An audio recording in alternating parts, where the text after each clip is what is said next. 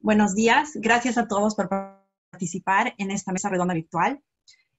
Para nosotros es muy importante tener toda la participación de ustedes y gracias por también adaptarse a estos nuevos instrumentos que la tecnología nos ha proporcionado. En esta oportunidad, la mesa redonda se tratará de la prevención del consumo de sustancias basada en la evidencia y su adaptación cultural. Mi nombre es Andrea Escobar y trabajo en la unidad de reducción de la demanda de la CICAD. Vamos a empezar con las palabras de bienvenida del embajador Adam Nam, de la Comisión Interamericana para el Control del Abuso de Drogas, y luego tendremos las palabras de Jimena Kalapsky, jefa de la Unidad de Reducción de la Demanda de la CICAD. Posteriormente tendremos dos presentaciones. La primera de María Paula Luna, directora de Desarrollo Profesional de Applied Prevention Science International. Y después tendremos la presentación del doctor Flavio Marsiglia, director de Global Center for Applied Health Research y profesor regente de Arizona State University. En esta oportunidad tendremos un breve resumen del significado de la prevención basada en la evidencia, en qué consisten las intervenciones y el alcance que éstas pueden tener. Posteriormente, tendremos una presentación acerca del programa Keeping It Real, que es un programa de prevención que enseña estrategias de vida a jóvenes escolarizados de 12 a 14 años. Muchas gracias y les cedo la palabra al embajador Nam. Gracias, Andrea. Muy buenos días, muy buenas tardes, depende de dónde están a todos. Es un gusto estar con ustedes. Espero que ustedes, sus familias, sus colegas, todos estén bien en estos tiempos muy raros con la pandemia. Pero gracias por estar con nosotros en esta mesa redonda virtual. La CICAD, desde la declaración de la pandemia de COVID-19 y consciente del impacto que esta causaría en el mundo, sobre todo en nuestro hemisferio, en el hemisferio occidental, ha estado trabajando con los Estados miembros de la OEA para dar respuesta a los nuevos desafíos que se presentan.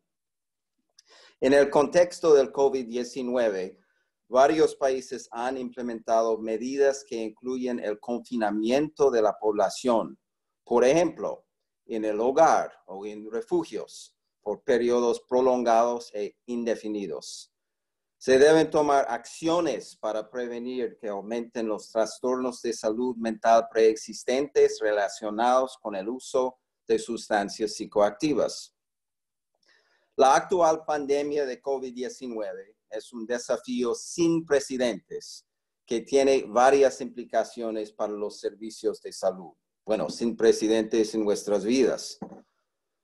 Nos debemos enfocar en desarrollar estrategias de prevención basadas en la evidencia para las poblaciones vulnerables que están atravesando esta pandemia. Desde la OEA y en particular desde la CICAD, el enfoque de la problemática de las drogas desde una perspectiva de salud pública es de suma importancia para redefinir y reposicionar todos los aspectos del abordaje de este fenómeno. En este sentido, CICAD desarrolla su labor con base en la Estrategia Hemisférica sobre Drogas de la OEA, que es el instrumento principal para que los Estados miembros desarrollen políticas públicas integrales en el abordaje del fenómeno de las drogas. Una de las acciones prioritarias del Plan de Acción 2016 a 2020 de la CICAD es establecer o fortalecer un sistema integrado de programas de prevención universal, prevención selectiva y prevención indicada del uso indebido de drogas, priorizando poblaciones vulnerables y en situación de riesgo, basados en la evidencia e incorporando un enfoque de derechos humanos, género, edad y multiculturalidad. A través de la programación anual de la CICAD y de la implementación de una amplia gama de proyectos nacionales y regionales en el hemisferio, la CICAD apoya a los Estados miembros a fortalecer sus políticas de drogas realizando investigaciones y evaluaciones sobre temas relacionados con las drogas y tendencias emergentes, además de proporcionar asistencia técnica efectiva y capacitación especializada para el desarrollo de capacidades. La prevención del consumo de drogas y sus consecuencias es muy importante por diversas razones. En particular, porque puede tener un enorme impacto, abarcando grandes segmentos de la población. También porque puede ser más eficaz intervenir lo más pronto posible, antes de que las personas desarrollen problemas y complicaciones serias debido al consumo de drogas, aplicando estrategias que permitan evitar diversos problemas. La investigación científica sobre la prevención nos ha proporcionado pruebas sólidas sobre las estrategias preventivas que son efectivas. Dichas estrategias integran los diversos sectores a diferentes niveles y es de suma importancia reconocer las características de los ajustes más apropiados y condiciones para apoyar la prevención, así como a las poblaciones objetivo. Aunque los programas de prevención eficaz están disponibles para las diferentes etapas de la vida, los más efectivos se dirigen a niñas, niños y adolescentes. Cuanto más tiempo se puede retrasar el inicio en el consumo de alcohol, tabaco y otras drogas, será menos probable el desarrollo de problemas, incluyendo la dependencia. Me complace en esta oportunidad presentar esta mesa redonda virtual con la participación del doctor Flavio Marsiglia de Arizona State University y María Paula Luna de Applied Prevention Science International, en la que estoy seguro se brindarán valiosos aportes sobre la importancia de la prevención basada en la evidencia y la adaptación cultural en el abordaje de los problemas del consumo de sustancias psicoactivas durante esta pandemia. Y ahora quiero ceder la palabra a Jimena Kalowski, quien es la jefa de nuestra unidad de reducción de la demanda en la CICAD. Jimena. Muy buenas, muchas gracias, embajador Nam. Muy buenos días o buenas tardes a todos los que nos están viendo a través de este webinar o mesa redonda que le hemos llamado. Bueno, nosotros desde la CICAD llevamos ya una serie de webinars para abordar distintos temas, principalmente en relación a la pandemia del COVID-19. Sin embargo, también queremos abordar los temas que son permanentes para nosotros y que en este momento se ven desafiados, como es el caso de los programas de tratamiento de drogas, pero también lo que tiene que ver con los desafíos en prevención. Lamentablemente, esta pandemia nos tiene a todos bastante aislados unos de otros, pero hemos descubierto algunos beneficios que esto puede tener, como por ejemplo la posibilidad de contar con panelistas tan destacados como los que vamos a tener ahora, que están en distintas partes del mundo y que gracias a la tecnología nos podemos acercar cada vez más, que probablemente en otras circunstancias no lo hubiéramos aprovechado. Esta tecnología ha estado presente con nosotros hace un tiempo, pero realmente ahora le estamos dando un muy buen uso. Entonces, tal como decía el embajador, la prevención temprana es absolutamente relevante. Tenemos desafíos en este momento en lo que tiene que ver con niños, niñas, adolescentes en cuanto al consumo de sustancias. Estamos preocupados por lo que está ocurriendo en las casas, estamos preocupados por lo que va a ocurrir cuando las personas empiecen a salir, con los jóvenes en situación de aislamiento. Y yo creo que es un buen momento para volver como al origen, de mirar cuáles son las bases sobre las cuales debemos sentar la prevención, qué significa trabajar con prevención basada en la evidencia y más ahora que nunca tal vez qué significa o qué implica hacer una adaptación cultural de un programa. Así que bueno, quiero agradecer a Flavio que desde el primer día dijo que cuenten conmigo, estoy presente por esta esta conferencia y el tiempo que nos va a dedicar. Lo mismo con María Paula, que también quiso participar y estar presente en esta ocasión. Y agradecer a todos los que están conectados que dediquen un tiempo para reflexionar sobre estos temas que son tan relevantes.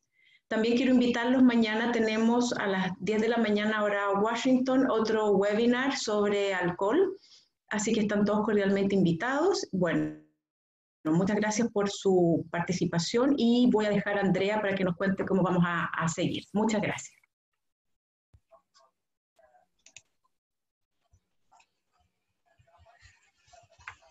Bueno, muchas gracias Jimena, muchas gracias embajador Nam por sus palabras. Ahora vamos a continuar con las dos presentaciones y solamente les quería resaltar que una vez que finalicen ambas presentaciones vamos a dar inicio a la sesión de preguntas y respuestas. Por favor, si nos podrían ir enviando sus preguntas por el chat o por la sección de preguntas y respuestas para que yo vaya leyendo y al finalizar las dos presentaciones. Muchas gracias. María Paula, te cedo el escenario. Por favor, da comienzo a la presentación, a tu presentación. Muchas gracias. Bueno, muy buenos días a todos. Antes que nada, quiero agradecer al embajador Nam, a Jimena y a Andrea por esta invitación.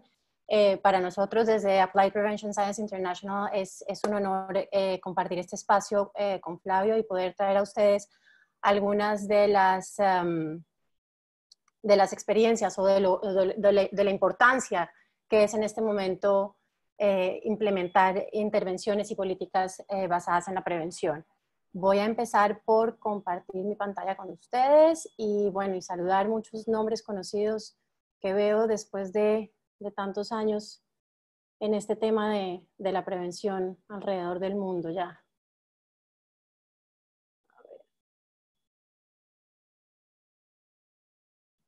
Un minuto, un segundo. Perdón, un segundo que no encuentro ahora la pantalla. Aquí está. Ok. ¿Qué pantalla ven? Ya, listo. Y aquí está. Bueno. Entonces, esta presentación, básicamente vamos a hablar un poco sobre lo que es la prevención basada en la evidencia, algunas de las indicaciones, qué es la ciencia de la prevención y qué es la prevención como tal, por qué es importante implementar estas intervenciones, cuáles son las barreras con las que nos enfrentamos cuando queremos implementarlas, dónde las encontramos y qué aprendizajes hemos tenido de ellas. El tema de prevención y prevención basada en la evidencia es un tema muy extenso, entonces obviamente como tenemos el tiempo limitado, quise hacer un poco como un esbozo muy general, pero con los temas clave para invitar, digamos, o para seguir promoviendo esta necesidad de trabajar con intervenciones basadas en la evidencia.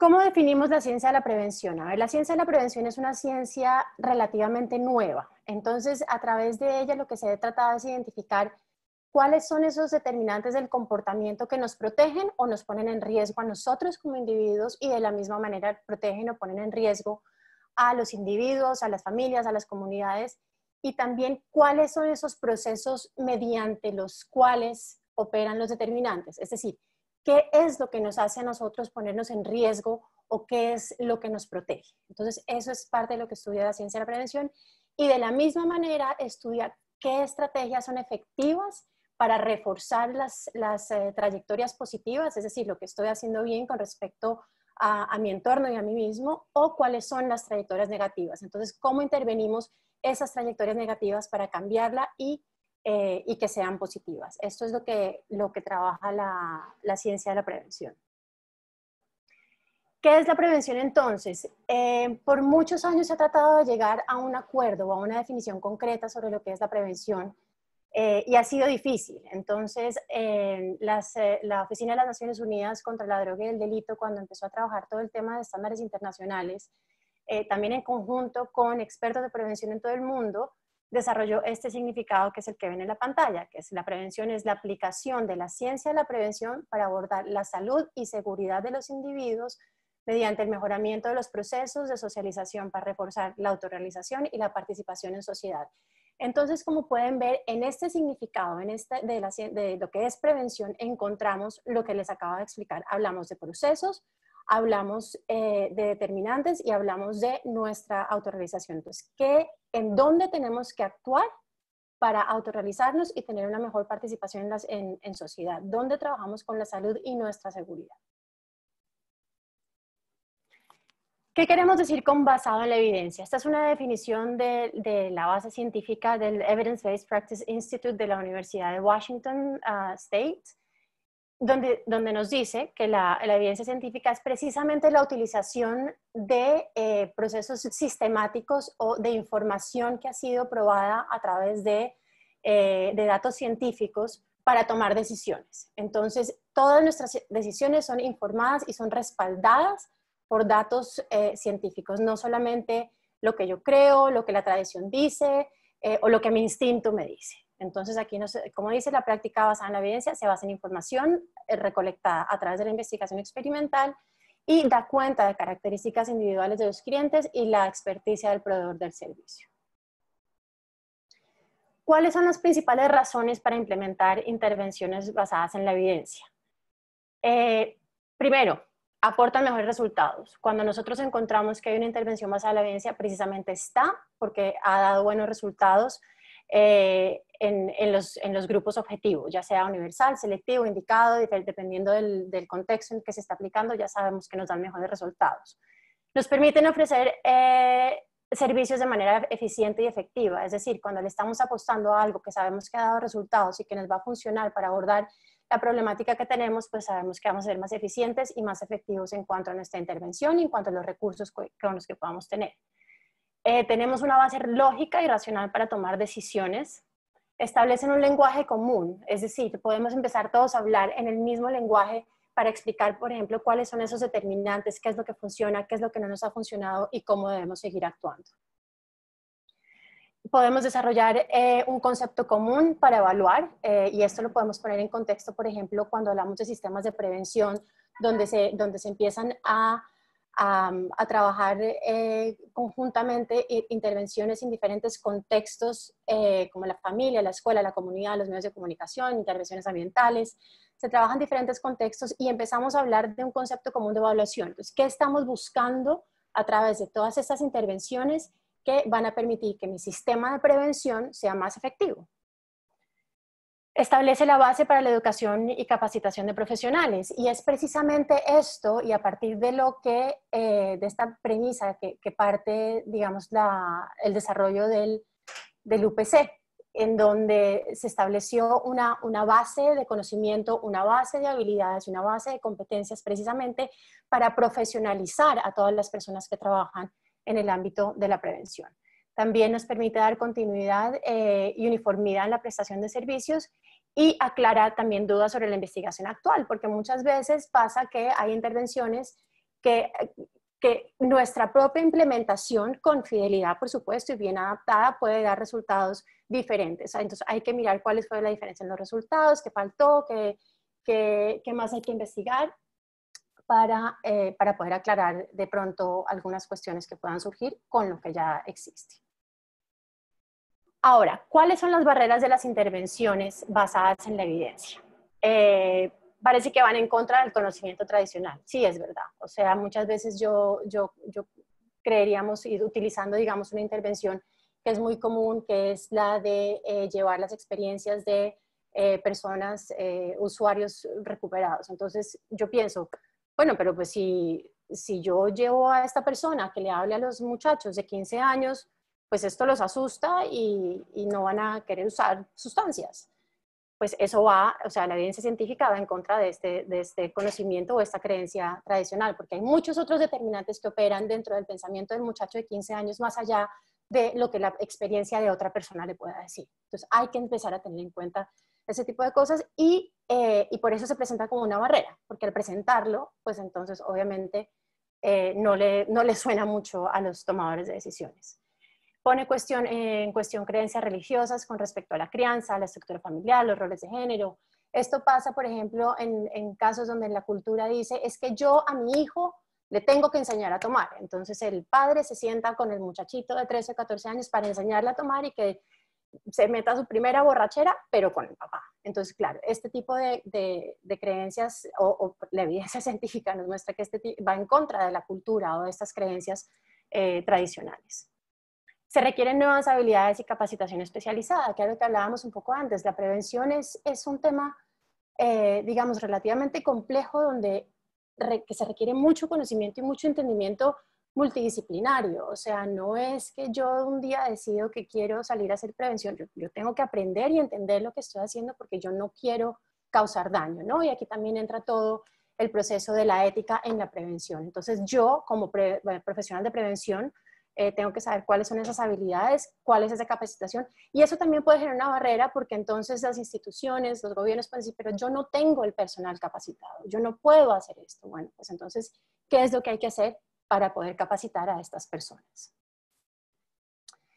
La fidelidad en la implementación, esto es fundamental y creo que esto viene muy ligado a la presentación que viene después, y es que cuando no se implementa con fidelidad, se puede comprometer la intervención y las necesidades del grupo. Entonces, yo puedo tener un programa o elegir un programa que ha sido maravillosamente evaluado, que tiene toda la evidencia y todo el respaldo, pero si yo no lo implemento como es, no me va a dar resultado. Entonces, el problema no va a ser del programa, sino el problema va a ser de mi proceso de implementación. Entonces, esto puede generar una barrera, porque si yo tengo recursos para una cosa, pero elijo un programa pues, muy sofisticado, a lo mejor no voy a poder hacer la implementación igual. Mis resultados no van a ser positivos, entonces el problema va a ser, no, es que la intervención no sirve. No, el problema fue mi proceso de implementación. Recursos limitados. Yo creo que eso es algo con lo que nos enfrentamos en todas partes y en todos los contextos, y que requieren de diagnósticos y monitoreos. Muchas veces, a veces se cree que se tiene que hacer una cosa, pero en realidad eso no es lo que hay que hacer o no es el determinante que hay que abordar. Entonces, por eso es necesario hacer un diagnóstico de la situación, saber qué es lo que tenemos que abordar, saber cuál es nuestro problema y así y hacer un monitoreo permanente. Pero claro, pues esto implica un trabajo, una dedicación, una serie de habilidades y de competencias de los profesionales en prevención, ¿no? Entonces, estas son un poco las barreras que encontramos para implementar intervenciones basadas en la evidencia. Ahora, ¿qué hace que una intervención sea basada en la evidencia? Primero, que hayan sido sometidas a investigación rigurosa. Tenemos los tres diseños estrella que nos indican o que pueden dar o nos pueden indicar si hay resultados positivos sólidos, que son los ensayos aleatorios controlados, los diseños experimentales con grupos de comparación o los diseños de series de tiempo. Estos son los tres elementos o los tres diseños más utilizados que dan la evidencia más confiable. ¿Dónde las encontramos? En este momento, uno de los documentos que recopila toda esta información es los estándares internacionales para la prevención del uso de drogas de UNODC, de la Oficina de las Naciones Unidas contra la Droga y el Delito. Entonces, aquí se hizo toda la revisión de toda la investigación que hay disponible, que ha sido publicado, ¿no?, sobre intervenciones y políticas de prevención. O sea, se revisaron una serie de metaanálisis alrededor del mundo, se revisaron también una serie de procesos sistemáticos y revisiones sistemáticas que indicaban cuáles eran las intervenciones en las cuales había habido más efectividad, cuáles son las que tienen más evidencia.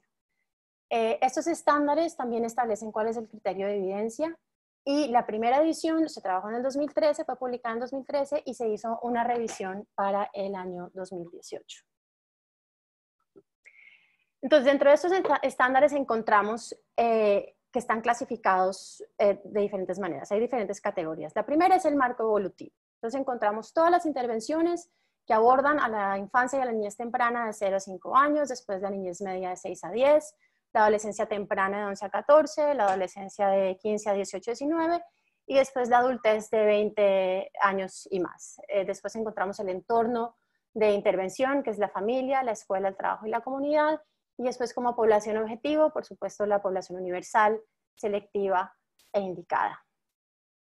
Aquí en esta lámina que está en inglés tienen un resumen de cómo se establecieron o cómo se estructuraron los estándares. Entonces encontramos en la columna de la izquierda los entornos: familia, escuela, comunidad, trabajo y el sector salud. Y en la parte de arriba van a encontrar los dominios en cuanto al marco evolutivo, donde está el prenatal y la infancia, la niñez temprana, la niñez media, la adolescencia temprana, la adolescencia y la adultez. Entonces, encuentran acá lo que está en marcos verdes es todas las intervenciones de prevención universal.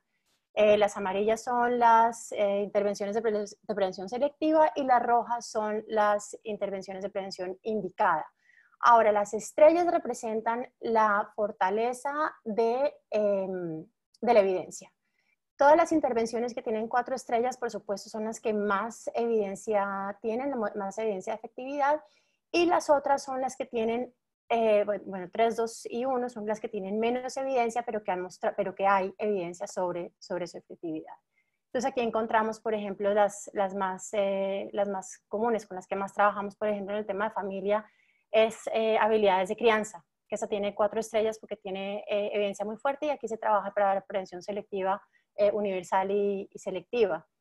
Después encontramos en la escuela, donde se trabajan todas las habilidades sociales y personales, se trabajan también políticas de prevención escolar, manejo de clases. Entonces estas son las que más evidencia fuerte tiene. También, por ejemplo, está la de políticas de mantener a los niños en la escuela, que tienen cierta evidencia pero que funcionan también, y aquí digamos que se comparte un poco dentro de la escuela y también un poco dentro de lo ambiental. En cuanto a la comunidad, por ejemplo, encontramos que aquí están las políticas de alcohol y tabaco con 5 estrellas, que son estas políticas del acceso a menores de edad. Entonces, no permitir la venta de alcohol y tabaco a menores de edad, que son políticas que han dado resultados o que tienen evidencia fuerte.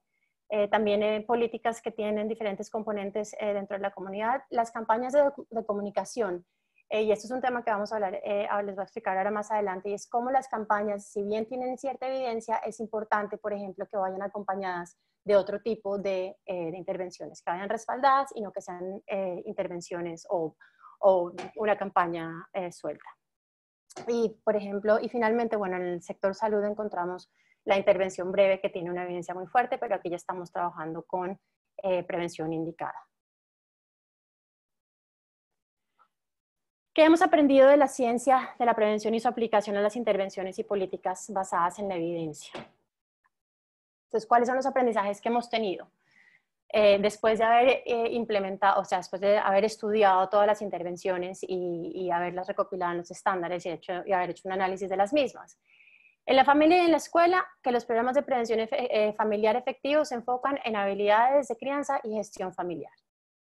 En la escuela, que las políticas escolares mejoran los sentimientos de apego escolar y mantienen a los niños en la escuela, lo que quiere decir que baja el riesgo de los niños de involucrarse en situaciones de alto riesgo, en desertar la escuela. Entonces, en este sentido, estas políticas han dado muy buenos resultados. Habilidad de manejo de grupos o del salón de clase, no solamente dentro de la escuela para manejar el grupo o la unidad dentro del salón de clase, generar un clima escolar positivo, sino también dentro de las familias, cómo se maneja el grupo familiar. La currícula de prevención también mejora las habilidades personales y sociales, y la consejería efectiva interviene en individuos con problemas psicológicos. Entonces aquí, como ustedes pueden ver, y lo que hablábamos antes un poco de lo de las habilidades y las competencias, es que para poder implementar todas estas intervenciones, estas estrategias, porque aquí ya nos estamos yendo más enfocados a las estrategias, es la necesidad de estas habilidades especiales. Entonces, por ejemplo, en la consejería estamos hablando de, digamos, una intervención multisistémica. En este caso estamos hablando de que son psicólogos formados los que tienen las habilidades para poder implementar estas intervenciones en el contexto familiar, que no puede ser otra persona con unas habilidades diferentes. Y en el caso de las habilidades de manejo de los salones de clase, entonces son los profesores y los docentes que, además de su competencia como profesores y docentes, tienen que desarrollar también esa habilidad para, por ejemplo, la enseñanza interactiva, para el manejo de temperamentos difíciles dentro del salón de clase, resolución de conflictos y demás. Entonces, aquí estamos hablando de esas habilidades que ya se convierten en transversales para todas las intervenciones de prevención basadas en la evidencia en el contexto particular. En cuanto al trabajo, En el ámbito laboral encontramos que las intervenciones son más efectivas cuando son claras y se comunican a todos los empleados. Y aquí hablamos un poco también de consenso. Entonces cuando se desarrollan las políticas, las que han demostrado efectividad son aquellas que han contado con la participación de los diferentes ámbitos dentro del trabajo. Entonces está la administración, está recursos humanos, están también los mismos trabajadores, ¿no? Entonces, ¿cómo juntamos esas voces para poder elaborar una política efectiva e incluyente? Y finalmente el uso de sustancias se puede incorporar dentro de los programas de bienestar y así también ayudan a construir a la reducción del estrés laboral. Finalmente, en la comunidad encontramos las intervenciones breves son efectivas en personas que usan sustancias, pero que no requieren de tratamiento, y era lo que hablábamos si volvemos al marco de los estándares internacionales. Entonces, sí, esta intervención breve nos funciona cuando todavía no hay una necesidad de tratamiento específico porque no se ha desarrollado un consumo problemático. En segundo lugar, encontramos que las políticas que regulan el acceso a tabaco y alcohol por parte de menores son efectivas como intervenciones ambientales. Claro, pero también está no solamente el desarrollar la política, sino el implementar la política, porque yo creo que esta es una política prácticamente universal, pero el problema está en la implementación. Pues hay veces que uno llega a diferentes países, ciudades donde el papá, la mamá, que sea, el familiar o alguien manda al niño a la tienda a que él compre el paquete de cigarrillos, el niño lo compra y el tendero se lo vende. Entonces va más allá solamente de tener la política, sino de implementarla. Y también se ha encontrado que es importante en cuestiones de entretenimiento, por ejemplo, que los tenderos, los bartenders, los meseros y demás sean capacitados en cuanto a las políticas de alcohol, y también que tengan esas habilidades o cómo manejar ese tipo de clientes que ya están intoxicados. Entonces, cómo se les deja de vender alcohol, cómo se les dice que paren, porque también puede haber reacciones agresivas por parte de una persona que ya está en estado de embriaguez. Entonces, hay que darles también esas habilidades para que ellos puedan manejar ese tipo de situaciones en contextos de entretenimiento. Y finalmente, lo que hablábamos hace un momento, es que la prevención basada en medios de comunicación es más efectiva cuando está respaldada por otras intervenciones comunitarias para transmitir el mensaje de prevención. Entonces, los medios de comunicación efectivamente tienen un alcance enorme, pero a veces los mensajes llegan y se van, y es muy corta la duración, pero cuando están respaldados por una intervención que existe ya en la comunidad, entonces el mensaje va a ser mucho más consistente y obviamente va a haber mucha más posibilidad de efectividad de la intervención. Bueno, hasta aquí mi presentación. Para nosotros, desde Applied Prevention Science International, estamos estableciendo un centro educativo, entonces tenemos ahora una serie de oportunidades de capacitación abierta. Aquí les dejo la página web de nuestra organización. Y pues muchísimas gracias por su atención. Mi correo para cualquier pregunta, duda, saludo, y pues estamos a sus órdenes, y con esto termino. Flavio, te doy la palabra. Gracias, María Paula.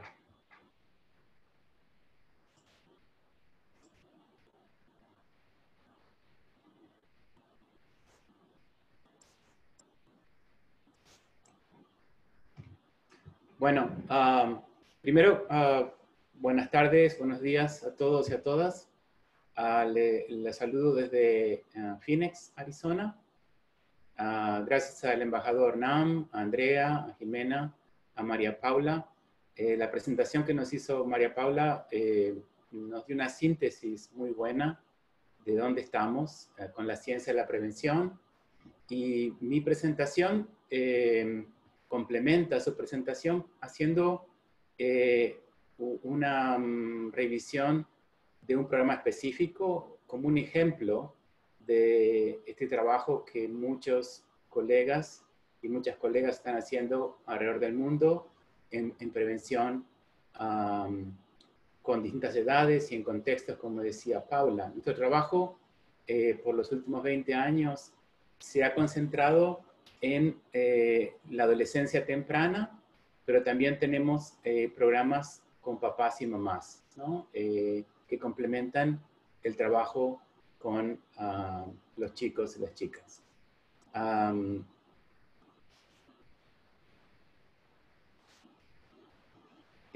¿Ven la presentación? ¿Sí? Ok. Lo que voy a hacer hoy es nomás hablar de este programa Keeping It Real, pero antes de empezar quiero agradecer a los Institutos Nacionales de Salud y dentro de los Institutos Nacionales de Salud, NIDA, the National Institute of Drug Abuse, que ha financiado muchos de nuestros estudios de prevención en Estados Unidos y también ahora está financiando un estudio del que voy a hablar hoy en México. También a la Organización de los Estados Americanos por la invitación.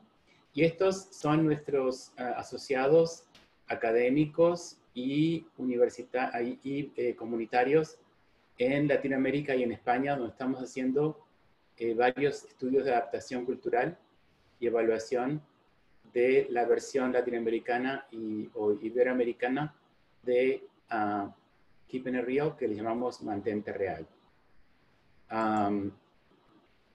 Yo soy el director, como nos decía Andrea, del Centro Global de Investigación Aplicada en Arizona State University.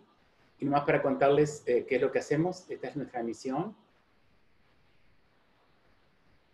Y el centro surgió en parte por Keeping It Real, que colegas y de muchos países nos pedían replicar el estudio y adaptar e implementar Keeping It Real en otros contextos. Y nosotros nos sentíamos incómodos, incómodas, nomás enviando un manual y que lo aplicaran tal cual estaba, ¿no? El programa original, Keeping It Real, fue creado aquí en Phoenix, Arizona, con niños y niñas de secundaria. Ellos participaron en toda la elaboración del programa. Y si bien la mayoría de los estudiantes que participaron, más o menos unos 5.000 en el estudio que hicimos, un ensayo aleatorio controlado, eran de ascendencia latina, la mayoría mexicana, mexicana-americana, ya estaban de este lado de la frontera, ¿no? O sea que había una diferencia con Latinoamérica. El proceso de aculturación, de inmigración, todo esto crea diferencias. Por eso es que nos sentíamos incómodos nomás en mandar los materiales y sin evaluar la necesidad quizás de alguna adaptación. El original, Keeping It Real, fue encontrado que es eficaz, está basado en la evidencia y como decía, fue elaborado con apoyo de los Institutos Nacionales de Salud de los Estados Unidos. Está siendo implementado en todo Estados Unidos. La Universidad de Arizona State lo tiene patentado y tenemos una compañía ETR en California que es la que da, la disemina, ¿no? en Estados Unidos y en otros países de habla inglesa. Tiene un modelo teórico con varias teorías, pero no tenemos tiempo hoy de revisarlas todas, pero me interesaba mucho esta teoría de fundamentación cultural, ¿no? O sea, que la cultura importa, porque también la cultura va a influenciar no solo el comportamiento en general, pero específicamente cómo nos comunicamos. Y como esto es un modelo que enseña habilidades de vida, y estas habilidades muchas veces cuentan con formas de comunicarnos y expresar lo que queremos o no queremos hacer, entonces es fundamental tener un fundamento teórico que nos dé la posibilidad de adaptar culturalmente estos modelos. El modelo original tiene 4 estrategias o habilidades que enseña, y estas 4 estrategias, que viene la sigla real, ¿no? De donde viene esa sigla real, vinieron de los jóvenes. La forma en que lo hicimos originalmente aquí en Phoenix fue, entrevistamos cientos de preadolescentes o adolescentes en una edad temprana todavía, entre 12 y 14 años. Y lo que hicimos fue preguntarles, esto fue un estudio cualitativo al principio, ¿has usado alcohol, tabaco u otras drogas? Y los que nos decían que sí, ya no los seguíamos entrevistando. Los que nos decían que no, los seguíamos entrevistando. Y la próxima pregunta era, ¿te han ofrecido alguna vez tabaco, alcohol, otras drogas? Y muchos nos decían que sí. A esa respuesta llegamos a la pregunta, pero tú nos dijiste que no has usado, entonces, ¿qué hiciste para no usar? Y estas fueron, después que evaluamos y analizamos todas las respuestas, estas fueron las 4 estrategias que fueron las más comunes entre esa muestra de estudiantes de secundaria y que fueron eficaces porque ellos no usaron, ¿no? Entonces, así fue que surgió el programa. Esta es la base del programa: rechazar, alejarse, rechazar, explicar, alejarse y levantarse, irse. Rechazar es un no simple, directo. Explicar es dar una historia o una explicación por qué no quiero usar. Alejarse es, me invitan a una fiesta, pero sé que en esa fiesta siempre se toma mucho alcohol, entonces lo que hago es nomás no ir. Levantarse, fui a la fiesta, no sabía que se tomaba alcohol en esas fiestas y me retiro de la situación. Estas son las 4 estrategias que los jóvenes nos dicen que usan más comúnmente. Entonces, cuando elaboramos el programa, había que decidir quién implementa el programa. Y basado en investigaciones anteriores que nuestro equipo había hecho, nosotros hemos encontrado que en cuanto a sustentabilidad y eficacia, capacitar a los maestros y maestras de salón de clase en secundaria o en el último año de primaria, el 6º año de primaria, nos dio los resultados más fuertes, porque el maestro ya conoce a los jóvenes, hay una relación establecida, son expertos en enseñar y le da continuidad al programa. Muchas veces cuando son personas del exterior que vienen a dar la clase, cambian mucho el personal y no hay continuidad. Entonces, así que decidimos capacitar a los docentes y eso nos da buenos resultados. Una vez que se hizo el estudio, el ensayo aleatorio controlado original, como les decía, comenzamos a recibir solicitudes, pedidos de implementarlo en otros países. El primero fue en México, en el año 2000. Desde ese momento estamos trabajando en distintos lugares en México, pero como ven, en otros países de Latinoamérica como Guatemala y Uruguay, y también en España.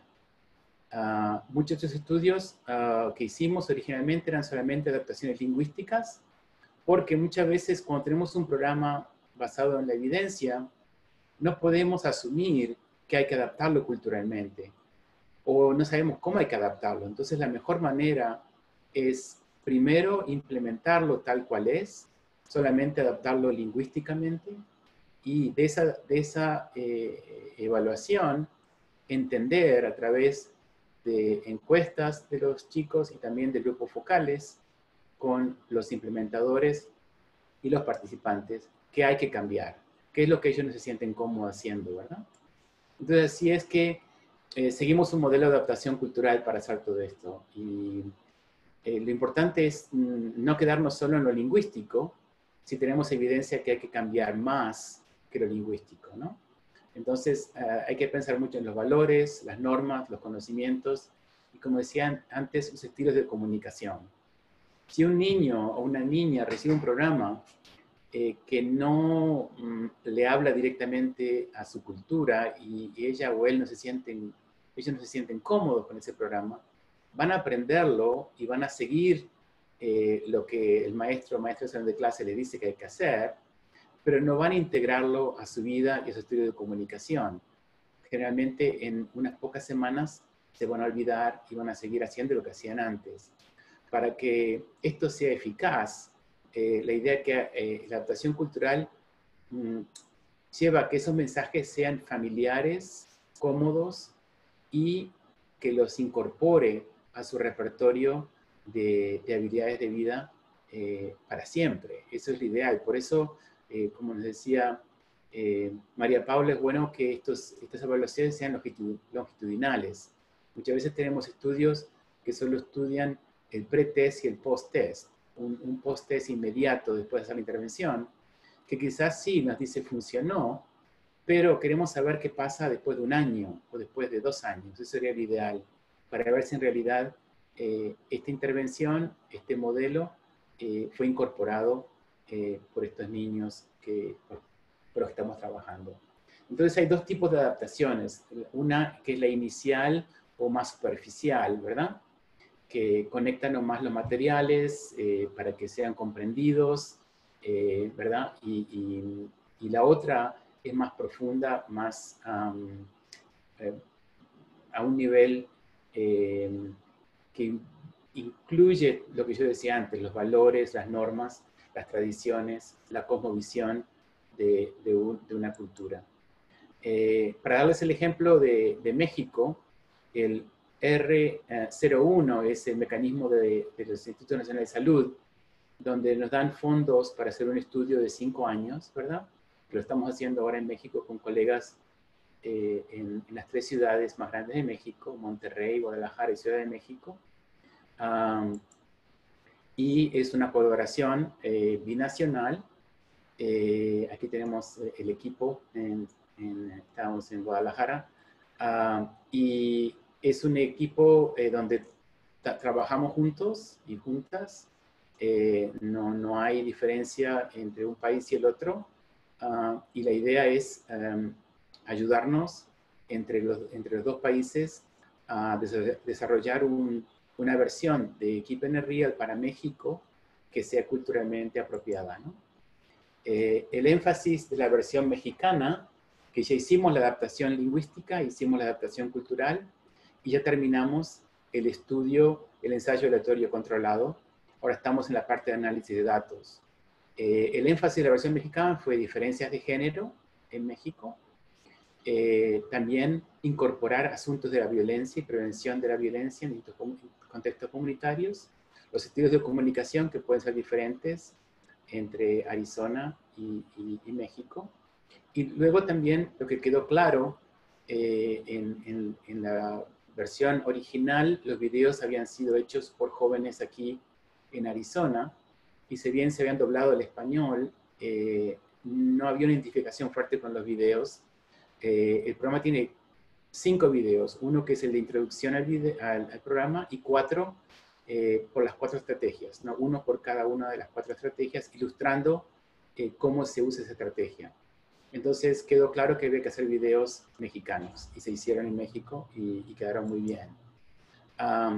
Lo que hizo la adaptación cultural para México fue aumentar los niveles de identificación con el material y participación en el programa. No voy a tener tiempo de leer las narrativas de los grupos focales, pero aquí pueden ver ustedes rápidamente. Se integraron las normas y patrones de comunicación de género. Una cosa que los chicos nos dijeron es que no les gustaba que siempre los que ofrecen tabaco, alcohol, otras drogas son varones y las chicas son las cuales se le ofrece. Y dice, esa no es la realidad ya, también las niñas ofrecen, ¿no? Entonces, cambiar un poquito ese estereotipo y hacerlo más balanceado. Y ellos fueron los que escribieron los libretos, ¿no? Para los videos, basados en historias que ellos nos contaron. O sea que los videos son hechos por jóvenes para jóvenes. Y también se apoyó a los alumnos a navegar situaciones de riesgo con los miembros de su familia, que eso a veces es un poquito delicado, ¿no? Y también María Paula nos decía que no todo lo cultural tiene que ser positivo, ¿no?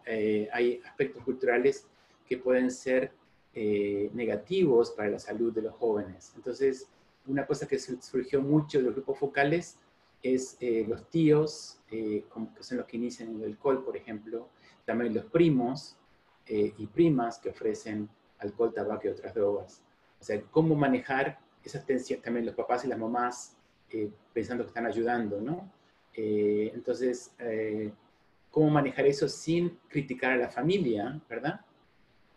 Hablar de los riesgos que a veces también pueden ocurrir dentro del contexto familiar. Y también se identificaron mucho las experiencias de violencia asociadas al consumo de sustancias.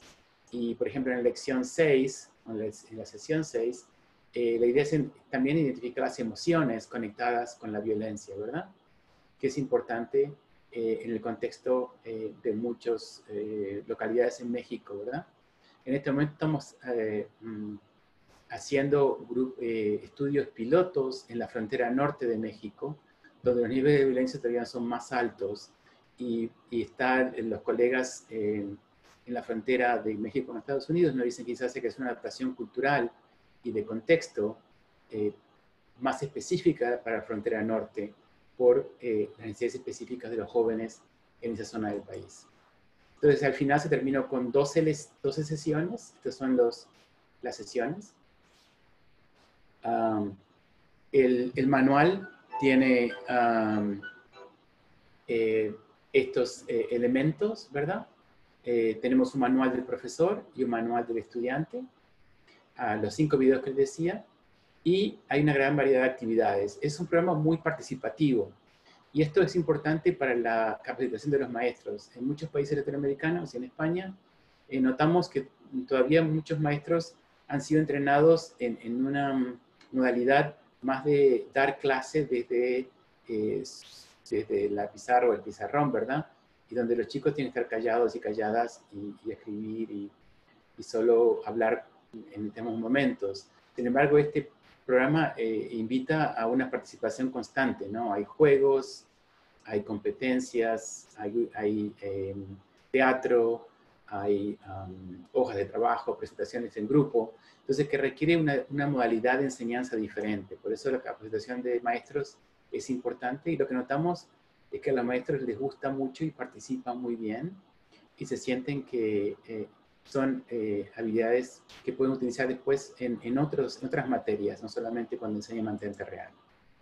Entonces lo que se hizo fue reclutar las escuelas en las 3 ciudades, se reclutaron los maestros, se prepararon los materiales, se capacitaron los docentes y se implementó el programa.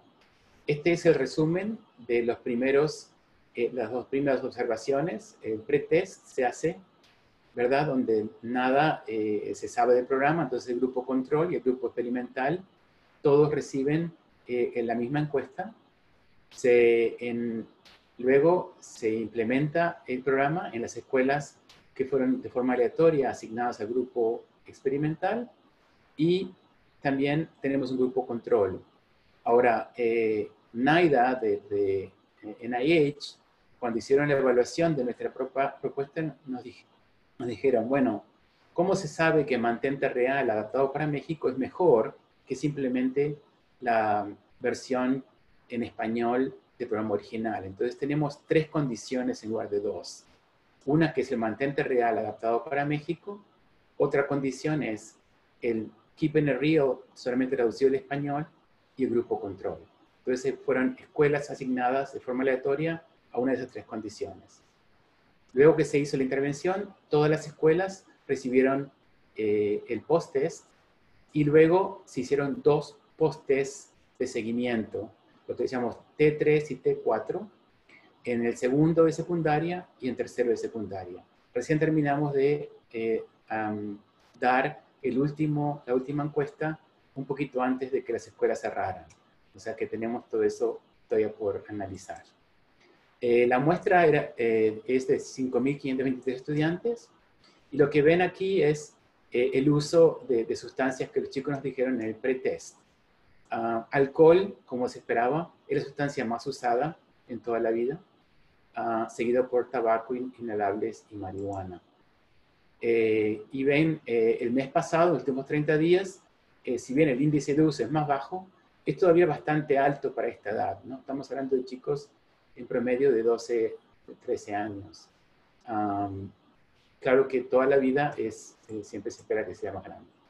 Los resultados de este programa, simplemente pre-post-test por ahora. Vemos que hubieron cambios promedios del pre-test al post-test en el uso de la estrategia real, ¿verdad? La barrita azul, espero que sea lo que ustedes vean, nos muestra el grupo control, donde vemos que hubo una disminución en el uso, ¿verdad?, de las estrategias. Sin embargo, los chicos y chicas que reciben mantente real se aumentó. Claro que no fue igual para todos, ¿verdad? Todas las estrategias. Las que aumentaron fueron explicar y levantarse, o irse. Lo que pasa con esto es que ya todos los chicos usamos estas 4 estrategias. Lo que notamos es que hay una coincidencia en las estrategias entre México y Estados Unidos, por lo menos en Arizona, que tiene una presencia mexicana muy fuerte. Pero, ¿cuáles son las que se usan más o menos y cómo esta intervención puede aumentar el uso de estrategias que quizás se usaban menos antes de participar? Y hubieron cambios promedio en la frecuencia de consumo. Como ven, como se espera a esta edad, se dispara el uso, ¿verdad? Porque es una etapa de experimentación. Sin embargo, el aumento en el uso fue significativamente menor entre los chicos que recibieron la intervención, que son los que están en la barra naranja, ¿verdad? Y lo que puede ocurrir en programas como estos que se adaptan culturalmente en contextos diferentes es, por ejemplo, la violencia. En el caso de violencia, recibimos los resultados más fuertes, ¿verdad? Lo que vemos es que el comportamiento violento en la versión mantente real, que fue la adaptada para México, donde tenía un componente de prevención de violencia, hubo un mejoramiento significativo, ¿no? Como ven, el comportamiento violento, también en bullying, y también inclusive siendo víctima de violencia. Se ve que los chicos y chicas aprendieron cómo utilizar las estrategias reales para evitar situaciones donde podrían ser agredidos de alguna manera. El resumen entonces es que este estudio en México, adaptando culturalmente Keeping It Real para México, ayudó a que se expandiera el uso de la estrategia real. Hubo un menor crecimiento en los índices de uso y abuso de alcohol, y la que fue la sustancia más usada, ¿verdad?, en México. Índices más bajos del uso de cigarrillos y otras drogas. Y también índices más bajos de actos de violencia. Se ve que los chicos y chicas aprendieron alternativas para comunicarse que no fueran de forma violenta, en el caso de bullying, y también índices más bajos de victimización, posible aplicación de estrategia real. Entonces, para concluir, los resultados deseados en áreas claves de la adaptación cultural del programa, ¿verdad? Adaptar culturalmente un programa se ve que nos da beneficios, especialmente cuando incluimos aspectos, por ejemplo, como la violencia en México, que van juntos con el uso de sustancias. No podemos separar los dos, ¿verdad? También la idea es que las habilidades de vida son útiles para el rol de los miembros de la familia, ofreciendo sustancias diferentes por género y la violencia e intimidación. Los resultados alentadores de este programa, ¿verdad? Nos dice que puede tener éxito en México. Claro que las 3 ciudades más grandes de México no representan todo el país y quizás tenemos que tener estas otras adaptaciones culturales como hablábamos, ¿no? Los resultados son alentadores. Todavía no hemos analizado T3 y T4, ¿no?, los 2 post-test a largo plazo. Estamos planeando estudios de implementación y diseminación, dónde intervenir y con quién intervenir. Seguimos estudiando diferencias del contexto dentro de México, la frontera norte y la frontera sur, y mantener y expandir la colaboración binacional. Quiero agradecerles por su atención, y aquí también, como les decía María Paula, está mi correo electrónico y nuestra página web. Por favor, comuníquense y preguntas o comentarios, y gracias por su atención. Muchas gracias, Flavio. Realmente, y muchas gracias, María Paula. Ambas presentaciones han sido muy, muy claras. Tenemos varias preguntas, entonces, como les decía, voy leyendo las preguntas y pueden contestarla ya sea Flavio o María Paula. Vamos con la primera pregunta. ¿Hay evidencia que después de esta pandemia habrá más necesidad de prevención y atención de adicciones?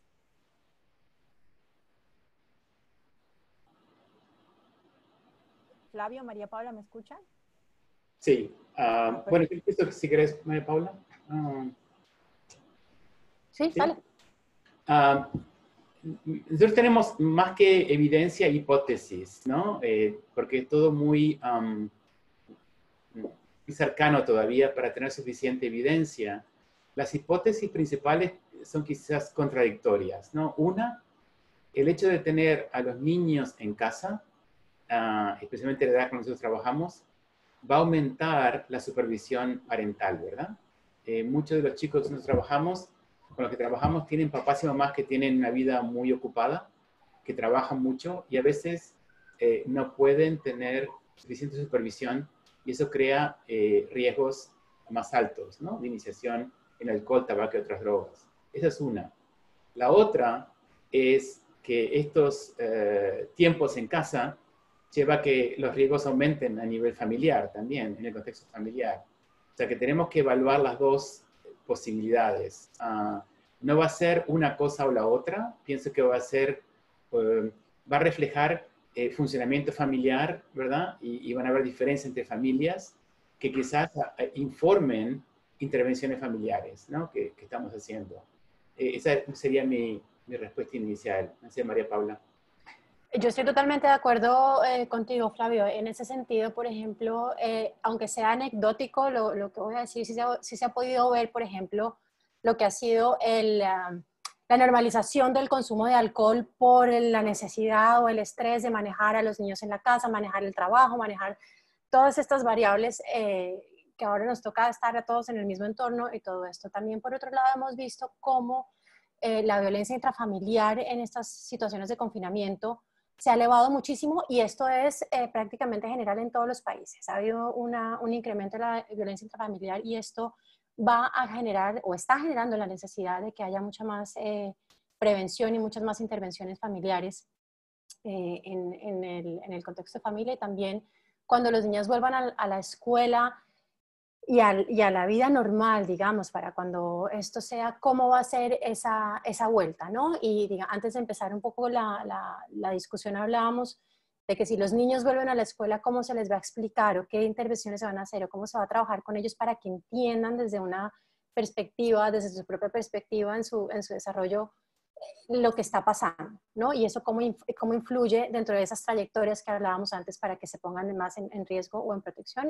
Pero en este momento yo creo que lo fundamental va a ser la familia y cómo se va a trabajar la familia y todas estas disfunciones, por un lado, que pueden estar surgiendo a raíz de estas situaciones de cuarentena y confinamiento. Ok, muchas gracias a ambos. Nos preguntan desde México, desde la Administración Juvenil. Excelente información. ¿Nos podrían compartir las presentaciones? Ese es un comentario. ¿Sí podrían enviar las presentaciones? Ok, perfecto. No tengo ningún problema. ¿Sí? Sí, ok. Sí, ¿no? Por supuesto, claro. Ok, muchas gracias. Vamos con la siguiente pregunta. ¿Existen programas recomendados para desarrollar habilidades de manejo de grupos? ¿O sugieren alguna referencia para iniciarse en las habilidades de manejo de grupo? Si me permites. Sí, a ver, los programas como tal, cuando se trabajan programas basados en la evidencia, donde uno de los componentes es el trabajo grupal, se trabajan esas habilidades. Pero también, por ejemplo, el UPC tiene todo un componente en la serie de implementadores, tiene todo un componente donde se desarrollan esas habilidades generales, donde se debe trabajar con familias o con la escuela, pero se desarrollan las habilidades para que puedan ser trasladadas a cualquier intervención basada en la evidencia donde se requiera trabajo de manejo de grupos.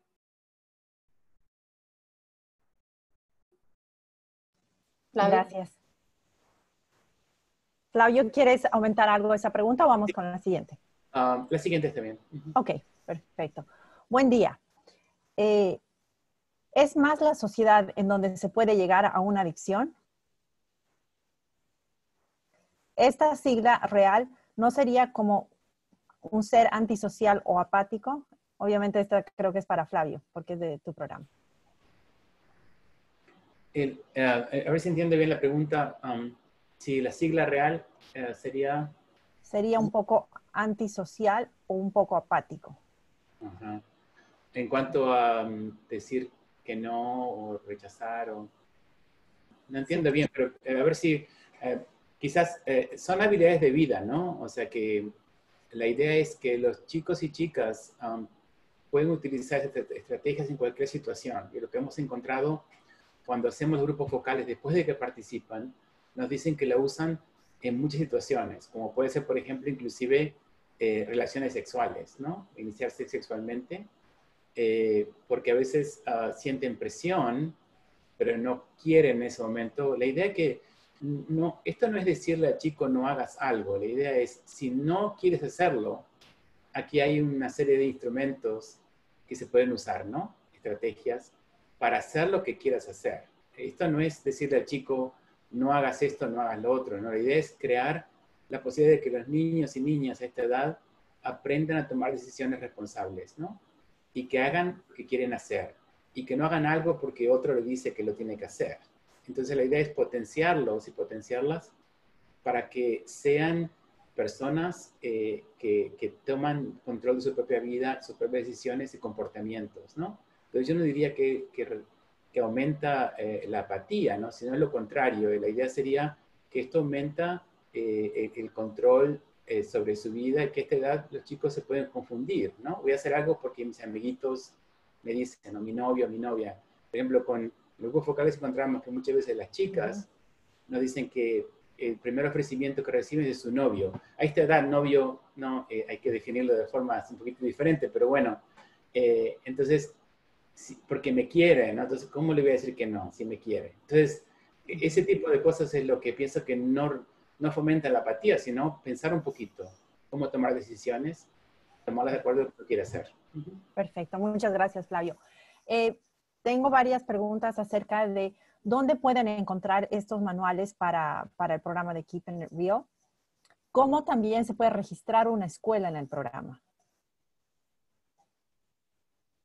No te escuchamos. Todo depende del país, ¿no? Por en ahora, México, por ejemplo. En México, sí. Por ahora, estamos trabajando con la Universidad Autónoma de México para crear una forma de distribuirlo. Todavía no estamos terminando de hacer eso. Así que por ahora, sería que me manden un correo electrónico, mi apellido, marsilia@asu.edu, ¿no? marsilia@asu.edu. Y yo les voy a dar la información de cómo empezar el proceso. Ok, muchas gracias. Otra pregunta dice acá para Flavio. Las 2 sesiones que se entregaron en la segunda versión manual real, ¿fue para fortalecer las habilidades? Sí, fueron para fortalecer las habilidades, pero también porque tuvimos que incorporar más el material específico sobre violencia y género, ¿verdad? Que la versión original no tenía. Entonces, si bien se incorporó el material sobre género y violencia en todas las sesiones, queríamos tener 2 sesiones más específicas sobre eso. Entonces tuvimos que agregar 2 más. Perfecto.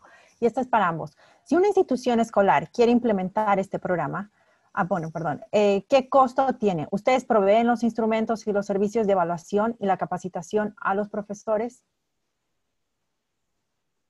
Sí, lo mismo. Como lo de México, todavía estamos haciendo la evaluación. Tenemos solamente el T1 y el T2 hecho. Estamos en el proceso de, ¿verdad?, implementarlo. Si es investigación, es sin costo, ¿verdad? Si es ya implementación común y corriente, va a haber un costo en el futuro, pero todavía no tenemos esos datos. Pero si hay algún distrito escolar o ciudad o comunidad que quiere participar y participar todavía en la investigación, eso sería sin costo. Ok, perfecto. Ahora tenemos acá una felicitación a los expositores y también ratifican que sí, que se está aumentando bastante la violencia y el consumo de alcohol y drogas en las familias durante este periodo. Tenemos acá otra pregunta. Buenos días, muchas gracias a los organizadores y ponentes. Me gustaría saber si ahora, con el auge del uso del Internet, a los jóvenes, piensan que puede llevarse estas intervenciones de forma virtual a los estudiantes para la prevención del consumo. Es decir, como una aplicación que los jóvenes puedan tener en su celular. Para ambos va esa pregunta. Sí, yo pienso que sí. Nosotros estamos probando, especialmente ahora que los chicos y chicas están, ¿verdad?, haciendo cuarentena en su casa. Pero lo que estamos haciendo ahora es empezando con los papás y las mamás en el programa para padres, porque nos parece que va a ser lo más complicado, ¿no? Con los jóvenes es mucho más fácil porque están mucho más aptos y acostumbrados y acostumbradas a trabajar online que los papás. En el caso de un programa que tenemos aquí ahora en Phoenix con inmigrantes recientes mexicanos y mexicanas, tuvimos que interrumpir en la escuela de padres, ¿verdad? Porque cerraron las escuelas. y no podemos hacer los grupos, y estamos adaptándolo ahora para hacerlo de forma virtual. Y encontramos que en algunos casos es un poquito más difícil, pero depende de la población, ¿no? Y cuán familiarizados estén con, ¿verdad?, las dos plataformas, ¿no? Pero es posible y es el futuro. Digo, no hay forma de no hacerlo, ¿no?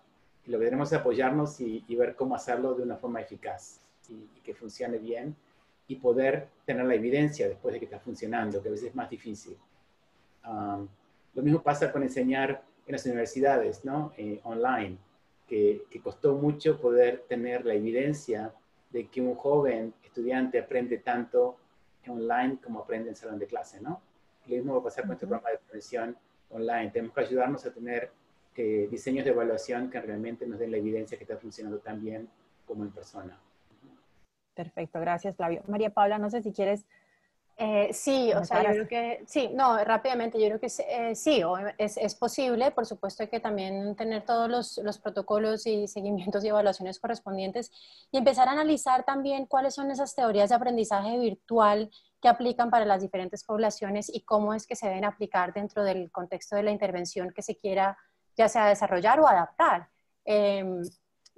Porque no sé si me voy a adelantar, pero vi una pregunta muy relacionada con esto y es que ¿qué se recomendaría para adaptar esas intervenciones? Pues precisamente eso, ¿no? Mirar a ver qué es lo que funciona para las diferentes poblaciones en su proceso de desarrollo evolutivo. Entonces, ¿qué se ha encontrado de la formación online para adultos? ¿Qué se ha encontrado para los más jóvenes? ¿Qué se encuentra para los más pequeños?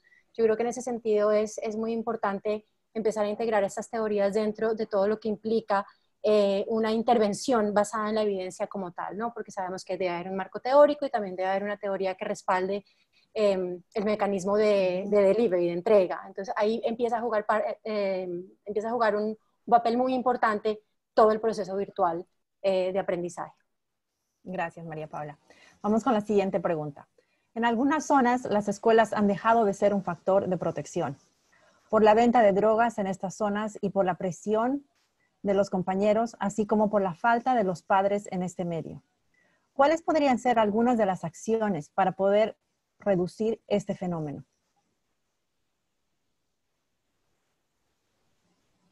Sí, ¿me permites, Flavio?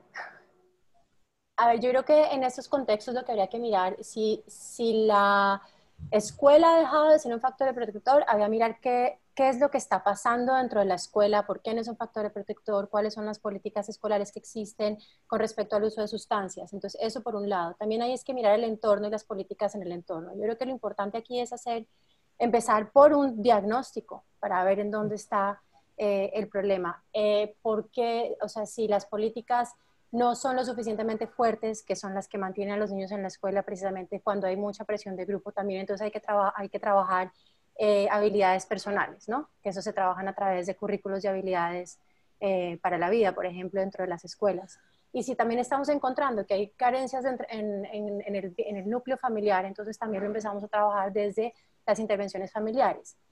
En mi presentación también hablaba un poco de que al final como el gran objetivo de todo esto es crear sistemas de prevención en la comunidad. Entonces, de prevención donde tenemos a todos los diferentes entornos trabajando de una manera congruente para crear un sistema de prevención. Entonces, ¿cómo logramos vincular esa intervención familiar con esa intervención escolar y además todas las intervenciones ambientales que se pudieran implementar para poder entonces generar un impacto en esa comunidad como tal? Gracias, María Paula. Rápidamente, estoy de acuerdo con María Paula. Y nuestra experiencia en el estudio de México, como teníamos este énfasis en violencia, ¿no? Y tuvimos los grupos focales, los chicos y chicas son los expertos, ¿no? En cómo llegar a la escuela, cómo volver a casa. Y el mayor riesgo que en muchos contextos nos contaban, encuentran cómo una vez que entran están bien, y cuando están en casa están bien. El problema es entre medio, ¿no? Cómo ir de la casa a la escuela y de la escuela a la casa. Y lo que hicieron en algunas escuelas, algunos maestros y directores se sorprendieron de los resultados de los grupos focales, ¿no? Y lo que los niños decían, como que estaban un poco no informados o no al tanto de lo que estaba pasando, ¿no? En el contexto comunitario. Y entonces se crearon, por ejemplo, corredores seguros, se llamaban, ¿no? Entonces que hay determinados trayectos que se identificaron que son más seguros que otros. Pero fueron los propios niños y niñas que identificaron esos trayectos, ¿no? Y se ayudan entre ellos. Digo que es algo transitorio, la idea es cambiar la comunidad para que sea segura para todos, ¿no? Pero mientras tanto, porque estos cambios llevan tiempo, los jóvenes tienen mucho conocimiento y son expertos en su propia vida y cómo manejar el riesgo. Entonces también escucharlos a ellos y a ellas. Primero para identificar los riesgos y segundo para encontrar soluciones. Tienen que ser soluciones hechas en conjunto con ellos y con los papás y con las mamás y con las autoridades escolares, ¿no? Pero tiene, como decía María Paula, tiene que ser a todo nivel, ¿no? A nivel ecológico, ¿no? El niño, la familia, el barrio, ¿no? Que incluye la escuela, la ciudad, o sea que tiene que haber un enfoque ecológico y no separado, ¿no? Perfecto. Muchas gracias, Flavio. Vamos con la siguiente pregunta. ¿Se implica a las familias de los participantes en el programa, en los contenidos del programa Mantente Real? Sí, cuando es el programa Mantente Real en el salón de clase, la forma que hacemos de conectar la familia con el estudiante, con el programa, es que hay tareas domiciliarias, ¿no? O deberes que los niños tienen que hacer en casa y muchas veces esas tareas incluye entrevistar a un familiar o hacer un ejercicio con el papá y la mamá. Entonces, lo que encontramos es que esa conexión ayuda mucho, ¿no? Porque de alguna manera el niño o la niña se convierte en el agente de prevención en la casa, ¿no?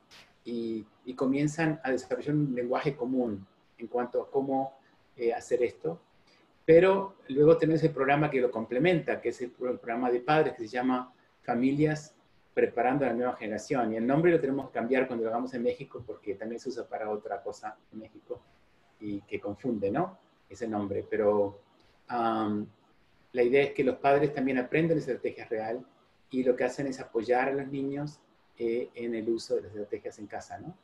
Pero es más caro, ¿verdad? Tener los dos programas a la misma vez. Entonces, la mayoría de los países en Latinoamérica y también en España, por ahora están usando solo Mantente Real en el salón de clase. Entonces, las tareas domiciliarias son el vínculo más importante entre el niño, el hogar y el salón de clase.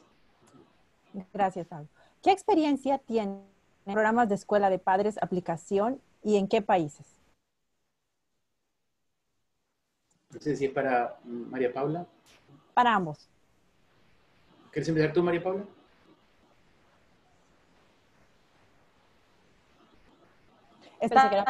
Perdón. Perdón. ¿Qué experiencia tienen las? O sea, ¿qué experiencias tienen ustedes en los programas de escuelas de padres? La aplicación y si ya pueden contar alguna experiencia en algún país en específico. ¿O en qué países tienen esta experiencia? Bueno, experiencia como tal, yo creo que es importante mirar, por ejemplo, programas como Familias Fuertes, ¿no? Donde se trabaja mucho todas las habilidades parentales, se trabaja con las familias y donde se empieza a tratar de construir con las familias precisamente las habilidades que son necesarias, como la gestión, cómo gestionar la familia, el monitoreo parental, cómo monitorear a los adolescentes sin agobiarlos, por ejemplo. Entonces, estas son todas estrategias y habilidades que se inculcan o se enseñan o se construyen en los padres precisamente para fortalecer la unidad y para fortalecer al joven como tal. Entonces, esta es una de esas que son muy importantes para jóvenes, digamos, aplicadas a la adolescencia temprana o digamos desde los 10 hasta los 18 años, que es una fase fundamental en todo el proceso de la prevención. Bueno, y también hay otras intervenciones que son más enfocadas a los padres, pero por ejemplo mujeres embarazadas que tienen consumos problemáticos. Entonces está el Nurse Family Partnership, que es un programa en donde hay enfermeras, obviamente registradas, enfermeras formadas que van y visitan a estas madres que tienen problemas con consumo y entonces les empiezan a enseñar todas las habilidades para ser madres, ¿no? Entonces, ¿qué hacen cuáles son los cuidados prenatales que tienen que tener? Después, ¿cuáles son los cuidados postnatales que tienen? Y una vez que el niño ha nacido, también hacen un acompañamiento para asegurar que esa madre está efectivamente cumpliendo con las necesidades que tiene el niño, ¿no? Y todas estas obviamente están fundamentadas también mucho en teorías de apego y demás. Muchas gracias, María Paula. Realmente el programa, para complementar lo que dice Sí. María Paula, Familias Unidas de la Universidad de Miami es un programa efectivo, ¿verdad? Basado en la evidencia para padres y que se ha utilizado en Latinoamérica. Yo sé que hay un programa ahora en Chile que están trabajando en conjunto con Familias Unidas de Miami. O sea que sería bueno, si alguien está interesado, que vieran eso, ¿no? En la página de ellos, Familias Unidas. Familias Unidas. En el caso nuestro, del programa de padres, todavía no lo hemos adaptado para Latinoamérica y España, aunque nos han pedido, porque como tenemos un equipo chico, el profesor Villatoro está en parte de esto que nos puede ayudar también. Estamos, por ejemplo, primero, la adaptación que hicimos del programa de padres lo hicimos aquí en Arizona con naciones indígenas, ¿no? Que aquí en Arizona tenemos 21 naciones indígenas. Y el nuevo programa adaptado para la comunidad indígena se llama Criando, ¿no? En dos mundos. Porque la comunidad indígena tiene que vivir en dos mundos, ¿verdad? Su cultura y la cultura occidental. Y ha funcionado muy bien. Y ahora estamos escribiendo una propuesta para ver si lo podemos llevar a nivel nacional con comunidades indígenas en otras partes, además de Arizona. Esa experiencia nos ayudó mucho para aprender y lo que notamos en el original y el adaptado es que lo que ayuda más es la comunicación padre-hijo, ¿verdad? O madre-hijo, o padre-hija, y funcionamiento familiar. Y que solidificando esas relaciones, todo lo demás funciona mejor, ¿no? Inclusive la prevención de uso de sustancias. O sea que tenemos mucha confianza en que tengamos los recursos en un futuro cercano para adaptarlo culturalmente en algún país en Latinoamérica. Ojalá que sea México primero, pues ya tenemos una presencia más fuerte en México. Gracias, Flavio.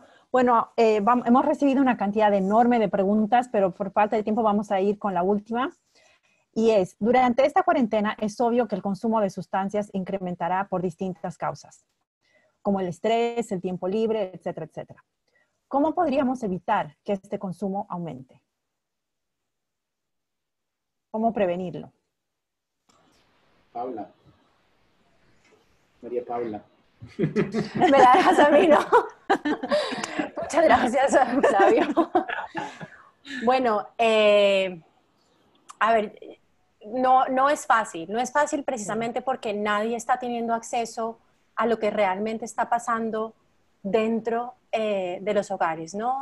Los profesores no están teniendo acceso a los niños, no están viendo cuál es su comportamiento, no están viendo cuáles son esos indicadores o no están pudiendo leer esas conductas que pueden indicar un problema. Lo mismo pasa desde la perspectiva laboral y demás. Es difícil. Es difícil. La verdad es que yo no me atrevo a decir cómo hacer porque no, yo creo que, o sea, en los últimos 100 años, desde el Spanish Flu en 1918, creo que nunca nos habíamos enfrentado a una situación de estas y mucho menos con las complejidades que tiene nuestra sociedad actual. Entonces, por eso es que yo creo que es difícil dar una respuesta muy concreta. Pero sí empezar a mirar desde donde estamos nosotros como profesionales de la prevención es precisamente estas preguntas son buenas para generar esa discusión y esa necesidad de investigar y averiguar qué podemos hacer en esas circunstancias. Entonces, ¿cómo podríamos llegar a las familias que están enclaustradas en sus casas? Entonces, yo creo que es una buena pregunta para hacérnosla a todos y llegar a desarrollar o establecer una serie de protocolos y aproximaciones que se pudieran implementar, digamos, en estos contextos.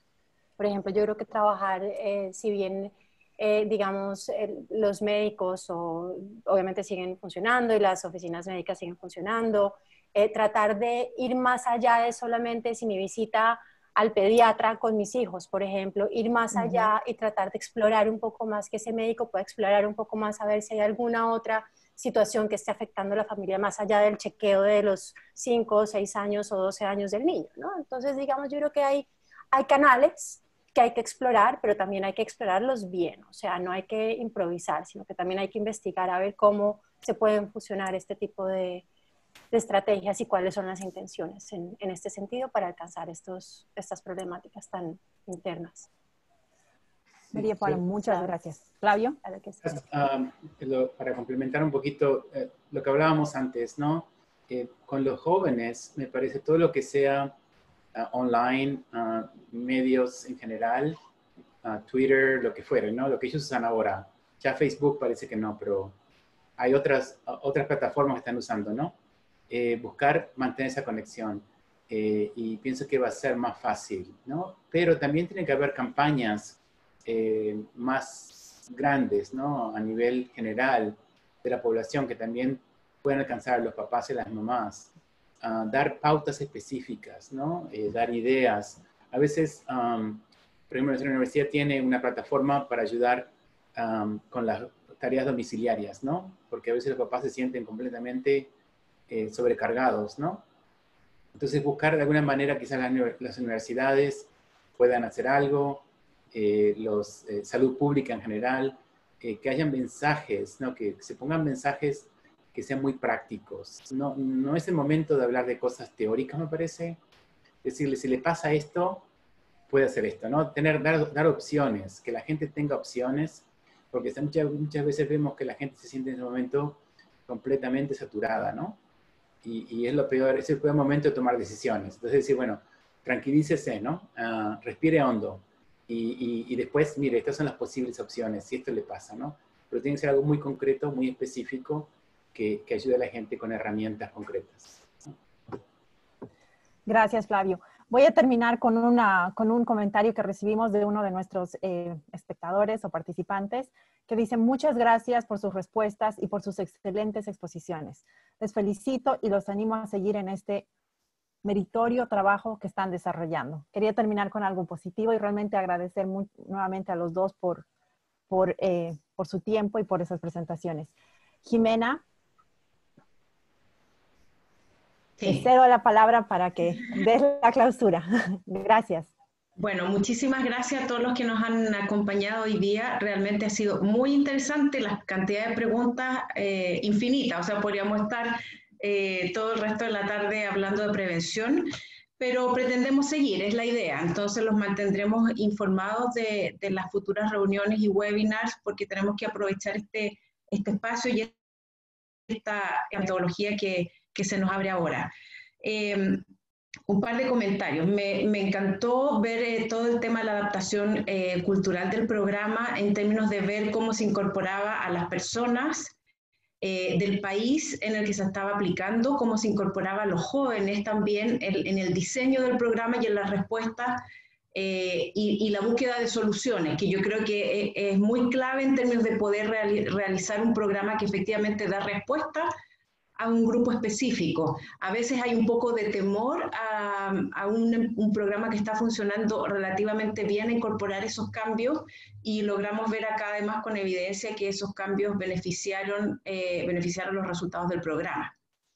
Y por otro lado, respecto al tiempo que estamos viviendo y un poco a los temas concretos de recomendaciones que decía Flavio finalmente, también yo creo que recordar a las familias en este momento todo lo que podemos hacer en pos de mantener la salud mental, aunque hay contextos que son muy difíciles, de mucha violencia, como lo que se mostraba anteriormente, o con otras situaciones de riesgo, también como decía María Paula, pero de todas maneras todo lo que vaya encaminado a mantener la salud mental en este momento, con todas las dificultades que podamos tener, yo creo que es un muy buen aporte en términos de, no sé, crear rutinas al interior de la casa, ser flexibles con las exigencias, porque yo creo que todos, niños y adultos, estamos siendo muy exigidos de que tenemos que rendir bien en el colegio, tenemos que manejar bien las emociones, no sabemos lo que pasa afuera, sobre todo los niños, no, están en un ambiente de muy poca acceso a la información, no tanto como los adultos,